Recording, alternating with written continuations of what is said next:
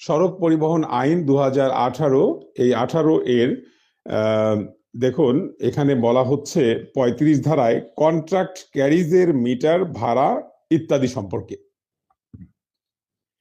যেই ভেহিকেলটি আপনি কন্ট্রাক্ট করছেন সেইটির মিটার এবং ভাড়া প্রসঙ্গে এখানে বিধানযুক্ত রয়েছে।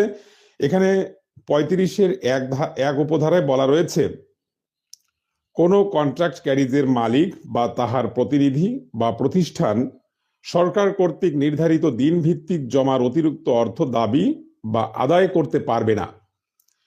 35-এর 2 ধারায় বলা রয়েছে, কোনো ব্যক্তি বা প্রতিষ্ঠান কন্ট্রাক্ট ক্যারিজের ভাড়া সংক্রান্ত মিটার সরকার কর্তৃক নির্ধারিত ভাড়ার যে ক্রমাঙ্কন করিবার পর উহাতে অবৈধভাবে কোনো ধরনের পরিবর্তন করিতে বা উক্তরূপ পরিবর্তনে কোনো সহায়তা করিতে পারিবে না, স্পষ্টভাবে বলা রয়েছে।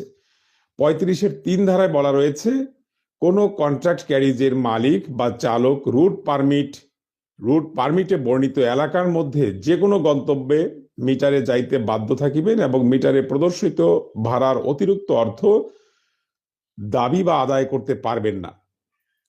আপনার আইনে এই বিধান যুক্ত করা রয়েছে স্পষ্ট করে। 35-এর 1, 2, 3-এ বলা রয়েছে, মিটারে যেই ভাড়া রয়েছে তার বেশি চারানা পয়সা নেওয়ার তার কোনো ক্যাপাসিটি নেই, তার কোনো ক্ষমতা নেই।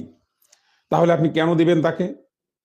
এখানে বলা রয়েছে, রুট পারমিট যেই এলাকা পর্যন্ত এই গাড়ি রয়েছে সেই এলাকার যে কোনো জায়গায় আপনি তাকে যেতে বললে সে যেতে বাধ্য থাকবে। টাকার গায়ে যেমন লেখা থাকবে চাহিদা মাত্র বাহককে দিতে বাধ্য থাকিবেন, সেরকম তাকে পারমিট দেওয়ার ক্ষেত্রে এটা বলা রয়েছে, আপনাকে বলা মাত্র আপনি যাইতে বাধ্য থাকবেন।